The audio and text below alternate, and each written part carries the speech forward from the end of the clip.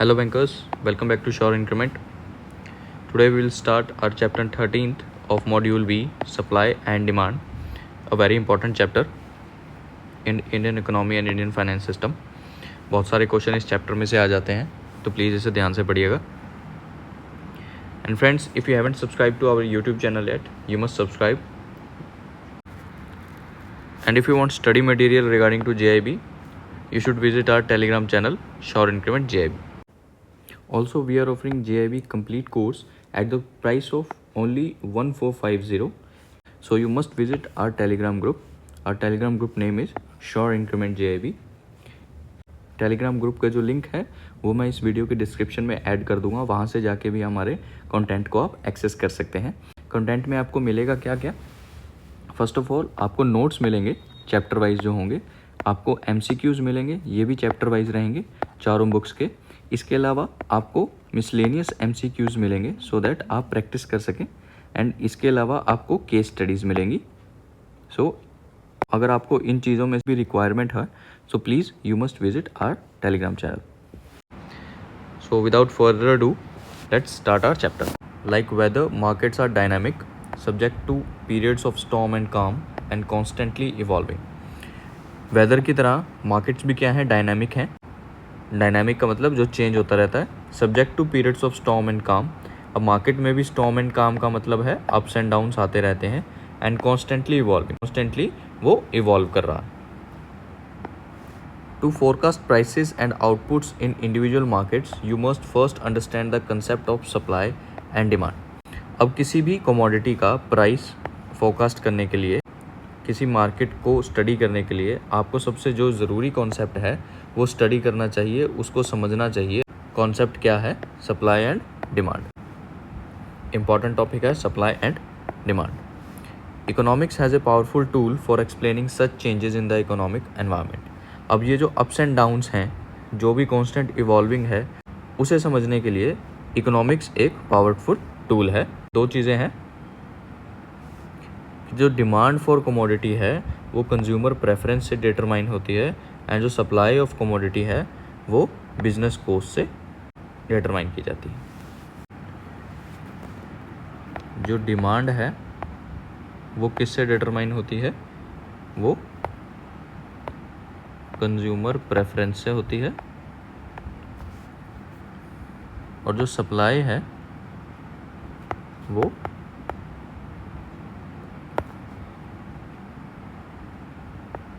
Business cost से होती है. दो चीज़ें ध्यान रखनी है. दो चीज़ें हमने यहाँ देखी. जो डिमांड फॉर कमोडिटीज़ हैं वो किससे डिटरमाइन होती है? कंज्यूमर प्रेफरेंस से. यहाँ हमने देखा जो डिमांड है वो कंज्यूमर प्रेफरेंस से होती है. और जो सप्लाई ऑफ कमोडिटीज़ है वो बिजनेस कॉस्ट से डिटरमाइन होती है. आगे हम पढ़ेंगे इन दोनों चीज़ों का मतलब क्या है. The increase in the price of petrol occurred either because the demand for petrol had increased और because the supply of crude oil has decrease. Petrol के प्राइस बढ़ने के लिए दो रीज़न हो सकते हैं. या तो क्या हो सकता है कि डिमांड जो है वो पेट्रोल का बढ़ गया है. जहाँ पे देखा हमने डिमांड बढ़ गया है क्योंकि कंज्यूमर की प्रेफरेंस है पेट्रोल, तो डिमांड बढ़ गया है, उसके कारण रेट हाइक हो सकते हैं. On the other hand because the supply of crude oil has decrease. Second reason जो है पेट्रोल प्राइसेस को बढ़ने के लिए क्या हो सकते हैं? जो क्रूड ऑयल का प्राइस सप्लाई है वो कम हो गई है. अगर किसी बिजनेस में हम पेट्रोल का लेके चले तो जो क्रूड ऑयल है, क्रूड ऑयल अगर महंगा होगा तो इसमें बिजनेस कॉस्ट ज़्यादा हो जाएगा. उसके कारण क्या होगा? सप्लाई कम हो जाएगी. सप्लाई कम होगी, उसके कारण क्या होगा? पेट्रोल के प्राइसेस हाइक हो जाएंगे. तो यहाँ से हम दोबारा इस लाइन को पढ़ेंगे. The increase in the price of petrol occurred either because the demand for petrol had increase. या तो क्या हुआ है, क्या डिमांड फॉर पेट्रोल बढ़ चुकी है, या फिर क्या हुआ है जो क्रूड ऑयल है उसका जो सप्लाई है वो कम हो गई. If you understand how supply and demand works, you have gone a long way toward understanding a market economy. और अगर आपको ये चीज़ समझ में आ गई कि कैसे सप्लाई एंड डिमांड काम करती है तो आप इकोनॉमी को और मार्केट को समझने में सक्षम हो चुके हैं. आप उसे समझ सकते हैं easily. Also thanks for the love and support you are showing to us. But बहुत से बैंकर्स जो हमारी वीडियो को देख रहे हैं वो हमारे चैनल को सब्सक्राइब नहीं कर रहे. तो please make sure you subscribe to our channel. So let us move to our first topic, the demand schedule and diminishing marginal utility concept. ये डिमांड स्केड्यूल क्या है और डिमिनिशिंग मार्जिनल यूटिलिटी कॉन्सेप्ट क्या है, हम इसमें पढ़ते हैं। Both common sense and careful scientific observation shows that the amount of commodity people buy depends on its price। अब ये तो कॉमन सेंस भी है और एक साइंटिफिक ऑब्जर्वेशन भी है कि जिस भी कमोडिटी की प्राइस अगर हाई होगा तो लोग उसे कम बाय करेंगे और वाइस वर्सा अगर प्राइस लो होगा तो लोग उसे ज़्यादा बाय करेंगे। यही इसमें बताया गया है, the amount of commodity people buy depends on its price. उस कमोडिटी को कितना बाय करेंगे इस पे करता है, स्ट्रेट आउट डिपेंड करता है कि उसका प्राइस क्या है। The higher the price of an article other thing held constant the fewer units consumers are willing to buy. जितना ज़्यादा एक आर्टिकल का प्राइस होगा, अगर बाकी चीज़ों को कांस्टेंट लेके चलें, उतनी ही वो कम यूनिट्स उस कमोडिटी की बिकेंगी और कंज्यूमर उसे कम खरीदना पसंद करेंगे। The lower is its market price the more units of it are bought. और जो मार्केट प्राइस जितना कम होगा उतनी ही उसकी यूनिट्स हैं वो ज़्यादा बिकेंगी। There exists a definite relation between market price of good and the quantity demanded of that good, other thing held constant। अब एक रिलेशन होता है किस किस के बीच कि गुड का जो मार्केट प्राइस क्या है और उसकी क्वांटिटी कितनी डिमांड की जा रही है। अगर बाकी चीज़ों को कांस्टेंट रख दिया जाए तो इन दोनों में एक रिलेशन एस्टेब्लिश किया जा सकता है। This relationship that exist between price and quantity board is called the demand schedule और द डिमांड कर्व। अब ये जो रिलेशन है जो प्राइस और क्वांटिटी बॉट में इस्टेब्लिश किया जाता है, इसे ही हम कहते हैं डिमांड स्केड्यूल और द डिमांड कर्व। यहाँ हम देख सकते हैं 5 अलग अलग दिन, जो यहाँ क्या दे रखा है हमको, प्राइस पर बॉक्स ऑफ एक कमोडिटी का, और यहाँ दे रखा है कि कितनी क्वांटिटी उसकी डिमांड की जाती है। अगर हम फर्स्ट डे देखें तो जब 500 रुपये पर बॉक्स का प्राइस है तब 9 बॉक्सेस की डिमांड थी। सेकेंड डे जब प्राइस थोड़ा सा कम हुआ, 400 पर बॉक्स हुआ, तो जो डिमांड है वो बढ़ गई 10 हो गई। जब 300 हुआ तो 12 हो गई, जब 200 हुआ तो 15 हो गई, एंड जब 100 हुआ तो 20 हो गई। तो हम यहाँ देख सकते हैं जैसे जैसे प्राइस कम हो रहा है वैसे वैसे जो है डिमांड भी बढ़ रही है। सो अगर हम इस पूरा डेटा को ग्राफिकली देखें तो यहाँ पे जो डिमांड का एक कर्व बन जाता है। वैल्यू आप देख सकते हैं, जो 500 थी तो उसकी जो डिमांडेड वैल्यू थी वो 9 थी। वहीं अदर हैंड जब वो 400 थी तो उसकी वैल्यू 10 थी। ऐसे ही जब 300 थी तब उसकी वैल्यू 12 थी, जब 200 थी उसकी वैल्यू 15 थी, एंड जब 100 थी तो उसकी वैल्यू 20 थी। तो हमको जब इन पूरे को ग्राफिकली देखा जाए तो एक कर्व आता है जो कि इस फॉर्म में बनता है। इस कर्व को हम क्या कहते हैं, डिमांड कर्व। तो आई होप आपको ये समझ आया होगा। We can observe that the quantity demanded increases with the fall in price। अब हम इससे ऑब्जर्व क्या कर सकते हैं कि जो क्वांटिटी डिमांड है, जो क्वांटिटी की डिमांड है वो बढ़ रही है जैसे जैसे प्राइस डिक्रीज हो रहा है। Above is the graphical representation of demand schedule the demand curve. ये एक ग्राफिकल रिप्रेजेंटेशन है किसका, डिमांड कर्व का, और you can say demand schedule का। Note that the quantity and the price are inversely related. अब हम यहाँ से क्या एक रिलेशन निकाल सकते हैं किस चीज़ का, कि जो प्राइस है वो क्या है, इनवर्सली रिलेटेड है क्वांटिटी से। इट मीन्स अगर जब प्राइस बढ़ेगा तो क्वांटिटी कम होगी, और प्राइस जब कम होगा तो लोग उसकी क्वांटिटी ज़्यादा खरीदेंगे। आई होप आपको ये टॉपिक समझ आया होगा। Let us read something more about it. The curve slope downward going from northwest to southeast. This important property is called law of downward sloping demand। अब हमने जो कर्व देखा जो ऐसे फॉर्म हुआ था, जो नॉर्थ वेस्ट से साउथ ईस्ट जा रहा था, ये एक इम्पॉर्टेंट प्रॉपर्टी है, और इस प्रॉपर्टी को क्या नाम दिया गया है, law of downward sloping demand. Important question है, एग्जाम में पूछ लिया जाता है। Law of downward sloping demand में कर्व कैसा बनता है, ऐसा बनता है। So let us move to our next topic, law of demand. When the price of commodity is raised, buyer tends to buy less of the commodity। जो हमने पहले पढ़ा लॉ ऑफ डिमांड क्या है, कि जब एक कमोडिटी का प्राइस बढ़ता है तो बायर्स क्या है उसको कम खरीदते हैं। Similarly when the price is lowered other thing being constant quantity demand increases. और जैसे ही प्राइस को कम कर दिया जाता है और जो क्वांटिटी है उसकी डिमांड बढ़ जाती है। तो हमने मेन टॉपिक में क्या देखा, 2 चीज़ें पढ़नी थी हमें, the demand schedule. Demand schedule हमने पढ़ा ये एक डिमांड शेड्यूल है, डिमांड कर्व, इस बारे में हमने डिटेल में पढ़ा। जो नेक्स्ट है डिमिनिशिंग मार्जिनल यूटिलिटी कॉन्सेप्ट, इसके बारे में पढ़ते हैं। So here is law of diminishing marginal utility. यह एक बहुत ही अच्छा फिनोमिना है। The more we consume the lesser satisfaction each additional unit of consumption will give us. यह कॉन्सेप्ट क्या कहता है, यह लॉ क्या कहता है कि जब हम जितना ज़्यादा कंज्यूम करते हैं, धीरे धीरे उससे जो सेटिस्फैक्शन है उतनी ही कम होती जाती है। इसका एक अच्छा एग्जांपल क्या है, if we are extremely thirsty the first glass of cool water will give us a lot of satisfaction. Second glass too is welcome but will give lesser satisfaction and satisfaction keeps decreasing with every additional unit of consumption. अगर हमें बहुत प्यास लग रही होती है तो जो पहला ग्लास होता है ठंडा पानी का वो हमें बहुत ज़्यादा अच्छी सेटिस्फेक्शन देता है। उसके बाद जो सेकंड ग्लास है वो थोड़ा सा कम सेटिस्फेक्शन देता है, और जैसे जैसे वो एडिशनल यूनिट हम उसकी लेते रहते हैं हमारी सेटिस्फेक्शन भी कम होती रहती है। यही क्या है, law of diminishing marginal utility. Commodity है जिससे हमारी यूटिलिटी फुलफिल हो रही है, जब भी उसकी एडिशनल यूनिट्स हम लेते रहते हैं तो उससे सेटिस्फेक्शन धीरे धीरे क्या होती है, कम होती है। इसीलिए हम यहाँ समझते हैं लॉ ऑफ डिमिनिशिंग। डिमिनिशिंग मतलब कम होते रहना।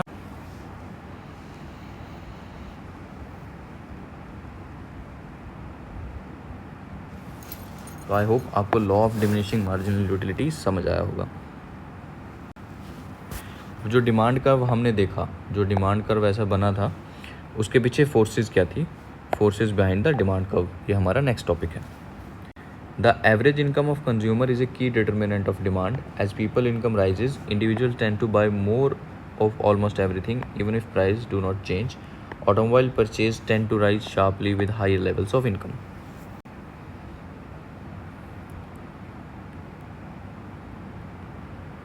तो डिमांड का सबसे बड़ा जो की डिटर्मिनेंट है, जब एवरेज इनकम है कंज्यूमर्स की वो बढ़ती है, वैसे ही डिमांड बढ़ती है। As people income rises individual tends to buy more. जैसे जैसे इनकम जो है लोगों की बढ़ती है और लोग क्या करते हैं, फिर ज़्यादा खरीदना स्टार्ट कर देते हैं और ज़्यादा चीज़ें कमोडिटीज़ को खरीदना स्टार्ट कर देते हैं। Even if prices do not change, अगर प्राइसेस चेंज ना हो तो भी वो उतना ही खरीदते रहते हैं। इसका एग्जाम्पल क्या है, automobile purchased tend to rise sharply with higher level of income. जब भी एवरेज इनकम है कंज्यूमर की बढ़ती है, वो सबसे पहले क्या है, ऑटोमोबाइल को परचेज करने का सोचते हैं, ऑटोमोबाइल परचेज करना पसंद करते हैं। Second is the size of market measured से by the population clearly affects the market demand. Second जो है फोर्सेस क्या है डिमांड कर्व के पीछे, साइज ऑफ मार्केट है। अब क्लियरली अगर कहीं की पॉपुलेशन ज़्यादा होगी वहाँ पे उस मार्केट में डिमांड भी ज़्यादा होगी। The demand for apples in Mumbai market is higher than the demand obtained in Bhubaneswar market. अब यहाँ पे एग्जांपल देखें कि अगर एप्पल्स की डिमांड मुंबई मार्केट में ऑब्वियसली ज़्यादा होगी than Bhubaneswar market because of the population. As the population of Mumbai is larger than the Bhubaneswar, because जो मुंबई में पॉपुलेशन है वो भुवनेश्वर से ज़्यादा है। नेक्स्ट इज कि the price and availability of related goods. Related goods या सब्सटीट्यूटेड गुड्स जो होंगे अगर अवेलेबल होंगे कम दाम पे तो क्या होगा, अगर डिमांड है एक पर्टिकुलर गुड की और उसका प्राइस है वो ज़्यादा है तो हम क्या है सब्सटीट्यूट गुड्स उसमें यूज़ करने लग जाते हैं। A particularly important connection exist among substitute goods ones that tend to perform the same function such as apples and oatmeal, pens and pencils, small cars and large cars और oil and natural gas।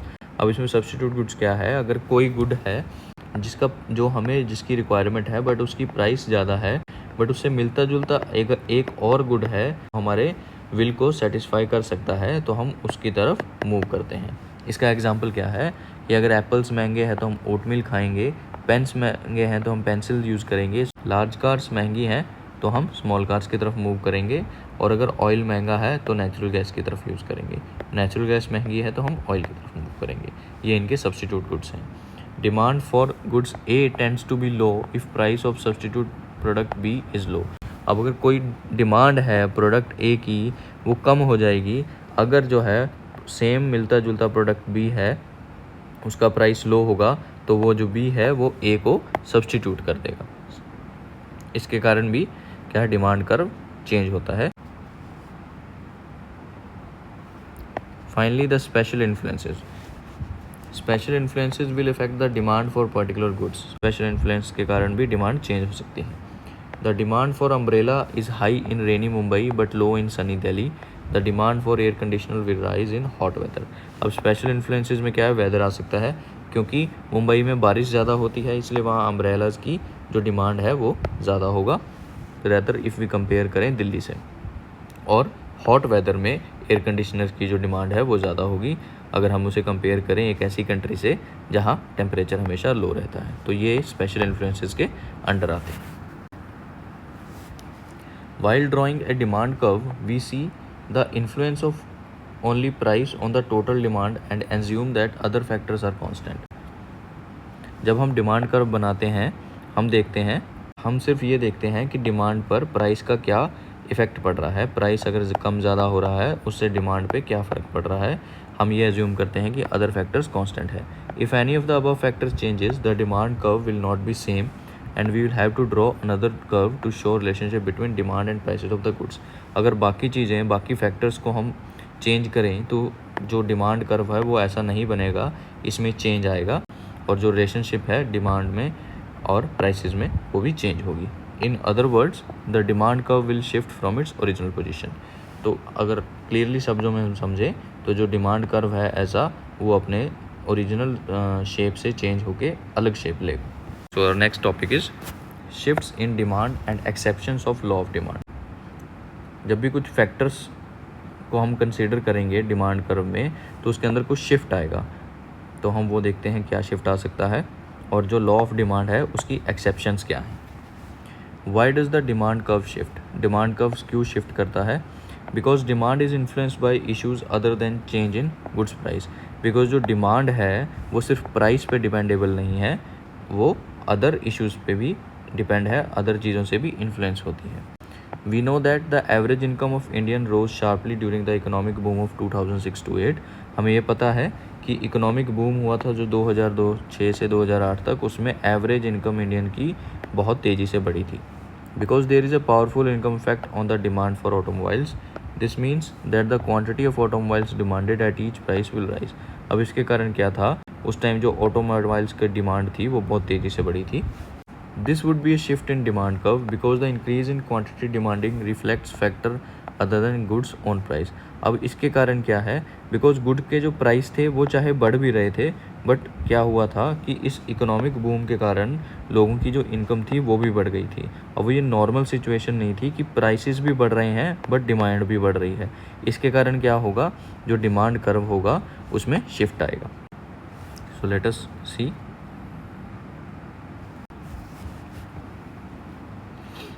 ये एक normal demand curve है कि income बढ़ने के कारण क्या हुआ कि जब इनकम नहीं बढ़ी थी तब जो 14 लाख की जो गाड़ी थी, एग्जांपल लें, जो 14 लाख की गाड़ी थी वो सिर्फ 4 बिक रही थी. बट हम जब अब देखें कि ये जो कर्व है ये इसलिए बनाया गया है क्योंकि इनकम बढ़ गई थी इस कर्व में लोगों की. अब लोगों ने क्या किया कि वही 14 लाख की गाड़ी लोग 8 खरीद रहे हैं. पहले क्या था कि जो 12 लाख की गाड़ी थी वो 5 या 6 बिक रही थी. अब देखें जो 12 लाख की गाड़ी हैं वो 9 से 10 बिक रही हैं. अब यहाँ देखें कि जो 10 लाख की गाड़ी थी वो 8 बिक रही थी, बट शिफ्ट आने के कारण जो 10 लाख की गाड़ी है वो 12 से 13 बिक रही हैं. फैक्टर्स के कारण क्या होता है कि डिमांड कर्व्स में चेंज आ जाता है. The net effect of changes is underlying influences is what we call in shift in demand. जो इनकम बढ़ी उसके कारण क्या है, ये डिमांड कर्व पे चेंजेस आए. Note that the shift means that more cars will be bought at every price. अभी जो शिफ्ट आया इसका मतलब ये है कि हर प्राइस पे ज़्यादा गाड़ियाँ बिकने लग गई हैं इफ़ हम कंपेयर करें पिछले प्राइस से. सो ये क्या था, शिफ्ट थी डिमांड कर्व में. अब हम पढ़ते हैं exceptions of law of demand. Law of demand के जो एक्सेप्शंस है उसके बारे में पढ़ते हैं. Exceptions to the law of demand.